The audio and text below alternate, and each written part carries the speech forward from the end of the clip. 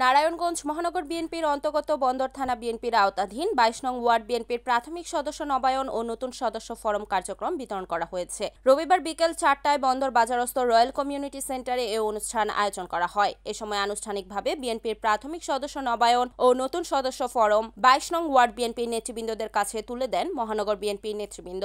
মহানগর ২২ নং word BNP সভাপতি শিবু দাসের সভাপতিত্বে ও সাধারণ সম্পাদক রাসেল ব্যাপারীর সঞ্চালনায় এতে প্রধান অতিথি হিসেবে উপস্থিত ছিলেন নারায়ণগঞ্জ মহানগর বিএনপির আহ্বায়ক অ্যাডভোকেট সাখাওয়াত হোসেন খান। প্রধান বক্তা হিসেবে উপস্থিত ছিলেন সদস্য সচিব অ্যাডভোকেট আবু আলী ইউসুফ খান টিপু। বিশেষ অতিথি নারায়ণগঞ্জ মহানগর বিএনপি সিনিয়র যুগ্ম আহ্বায়ক অ্যাডভোকেট জাকির হোসেন, যুগ্ম আহ্বায়ক ফতে মোহাম্মদ রেজা রিপন, সদস্য ডাক্তার মুজিবুর রহমান, বন্দর থানা বিএনপি শাহিন শাহ আহমেদ, বন্দর মহানগর ২২ নং ওয়ার্ড বিএনপি সভাপতি শিবু দাসের সভাপতিত্বে ও সাধারণ সম্পাদক রাসেল ব্যাপারীর সঞ্চালনায় এতে প্রধান অতিথি হিসেবে উপস্থিত ছিলেন নারায়ণগঞ্জ মহানগর বিএনপির সদস্য সচিব অ্যাডভোকেট আবু আলী ইউসুফ খান টিপু।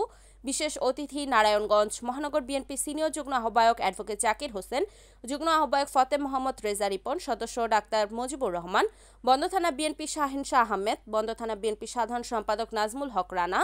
আরও উপস্থিত ছিলেন বন্দর থানা বিএনপির সাবেক আহ্বায়ক নূর মোহাম্মদ পনেস, সাবেক যুগ্ম আহ্বায়ক সোহেল রানা বাবু, মহানগর যুব দলের আহ্বায়ক কমিউনিটি সদস্য মিনহাজ মিঠু প্রমুখ।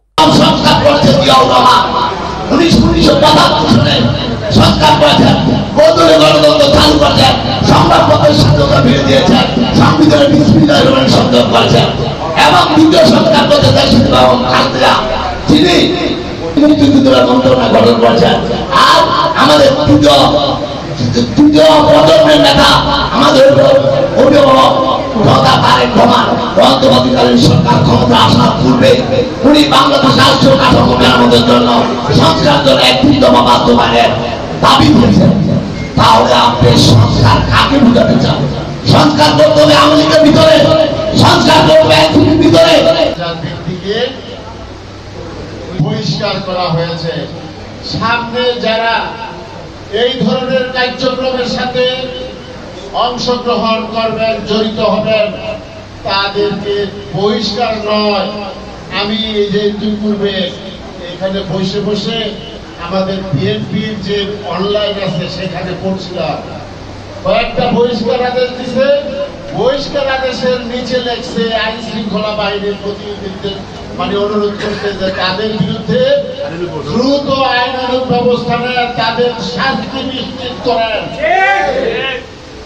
আমি বলতে চাই, যারা 15 বছর আন্দোলন সংগ্রাম করেছেন তারা যদি এই পর্যায়ে গ্রেপ্তার হন কোন অন্যায়ের কারণে, তাহলে কি তাদের সেই 15 বছরের অর্জন কি থাকবে?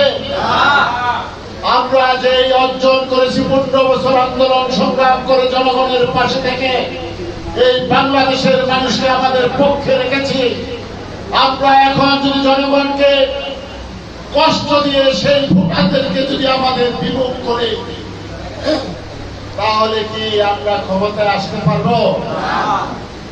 ক্ষমতায় তো আসবেনই না। যেই দল ক্ষমতায় আসবে, এখন তো দেখতেছেন যে বিএনপি ক্ষমতা আসবে ভেবে অনেক দল কিন্তু এখন পাখা গজায় গেছে। রিপোর্ট মেহেদী হাসান প্রান্ত, NAN TV, নারায়ণগঞ্জ।